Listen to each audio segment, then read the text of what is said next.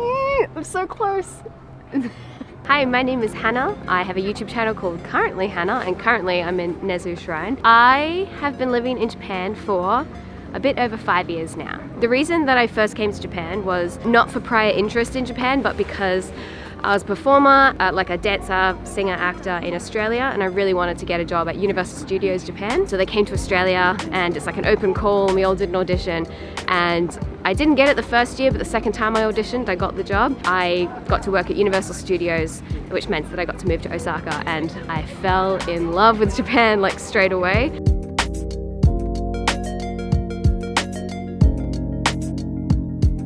I was at the age where I was like just starting to discover like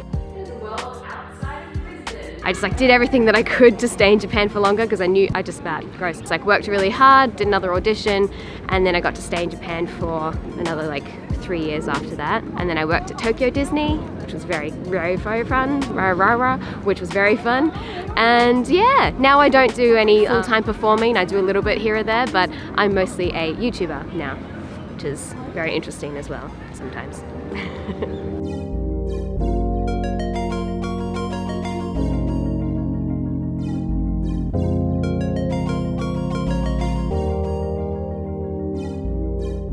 My favorite place in all of Japan is probably Kawaguchiko, which is the area that's right next to Mount Fuji. It's so beautiful, and there's just like, Mount Fuji is just the perfect backdrop. But it's kind of hard to like plan for it because you never know what the weather's going to be like and that kind of thing. My favorite spot in Tokyo is probably where we are right now, which is Nezu Shrine. It's a little more hidden, it's a little more quiet, it's not so many tourists here. But probably one that's a bit more central is Omotesando is one of my favorite areas. Not quite hidden, but it's still like a really cool area.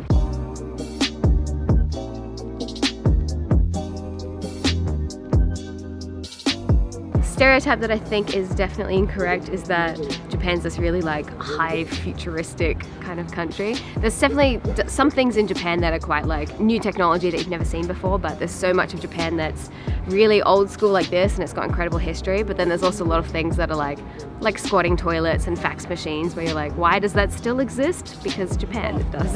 Yeah, I feel like a lot of people get that wrong normally.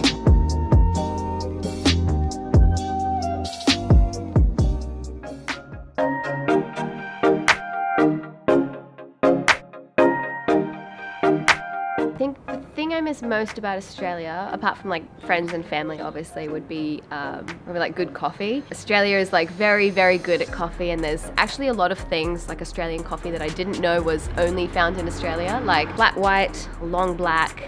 I think those are like the main two, but like there's like stuff that you can only get in Australian coffee shops. So like we come to a coffee shop here, and they've got like some fancy coffees that are from like specific areas. It was okay, but it's not Australian coffee, and I miss Australian coffee. And also fruit, like cheap fruit, definitely Australia has some very cheap fruit. What's a long black?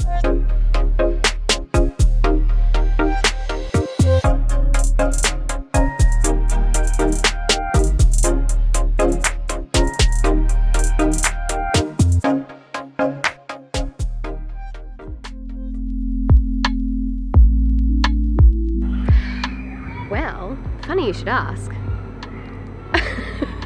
Honestly, if you've seen my videos before and you don't already know that I love mochi, especially dango, then I don't think that you've actually seen my videos before, because I think I eat it in pretty much every video. So mochi I actually just went to a mochi festival yesterday, so I got to see how they make it.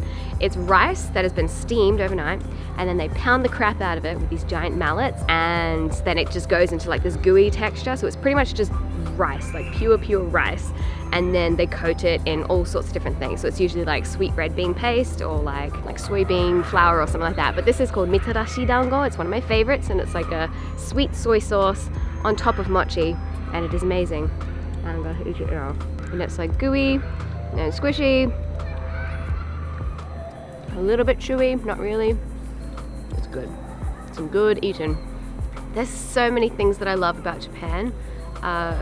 One of the things I do really love, I think it's probably just because it's not my own culture, but everything is so interesting to me. Like even just the fact that everything's in another language, it's almost like it's a puzzle and I'm trying to figure out what it says. Yeah, every day there's like something new that I discover, or you know, an interesting piece of history or trivia that I didn't know about Japan. There's like always something happening here.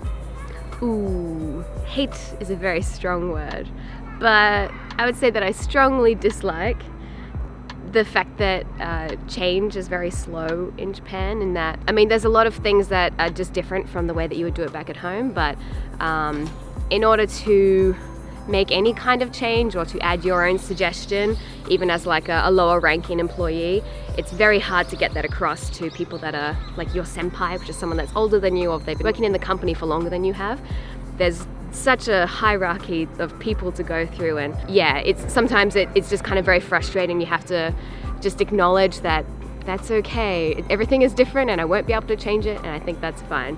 So yeah, once you get that attitude in your head, I think life in Japan is a lot easier. So if you're going to come to Japan for the first time, my tip would be follow your guide, or whatever information you've gotten online. Definitely get the most bang for your buck, that kind of thing. But I would also take the time to like go off the beaten track a little bit, like walk down a random alleyway or go into a shop that is falling apart and they're selling something weird, because Japan is full of these like little nuggets of something that's really incredible, and it's such a safe country as well, so you can totally afford yourself the risk to like go off the track a little bit, whereas you don't really get that luxury when you're traveling to some other countries. Another tip would be to watch all of my videos. Currently Hannah, I hear she's really good. I am making a guide at the moment for a 3 days in Tokyo, like a hidden gem Tokyo guide. Traveling like a local in Tokyo. I'll have a guide coming out soon, so watch this space. Or watch the space on my channel, it's probably a bit better. But thanks for watching this video, guys. I hope that you've enjoyed getting to know a little bit more about me. If you want to see more stuff like this, make sure that you subscribe to Ohio Quest. I will be in these videos about once a month, roughly, doing a lot of collaborations in the future, so make sure that you stick around for that. And do you have a catchphrase at the end? Thanks for watching! That'll do. Oh, yeah, I'm actually just finished it. It's a nice close-up there. You just have this at the end of the video where it's just like a minute long and it's just me eating mochi. I've seen people do that. Yeah. Mm.